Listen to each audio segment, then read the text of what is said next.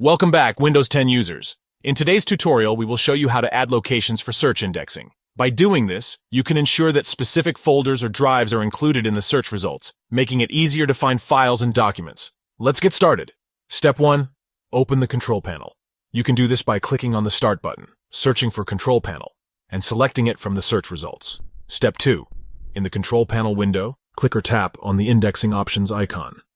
Step 3. In the Indexing Options window, click or tap on the Modify button. Step 4. A new window will appear, displaying a list of locations available for indexing. Check the locations you want to include in the search index. You can select specific folders or entire drives. Step 5. Once you have selected the desired locations, click or tap on the OK button to save your changes. Step 6. If the index doesn't automatically start rebuilding, you should manually rebuild the index to update it. To do this, follow these steps. Click or tap on the Advanced button in the Indexing Options window. Switch to the Index Settings tab, and under Troubleshooting, click or tap on the Rebuild button. Confirm by clicking or tapping OK.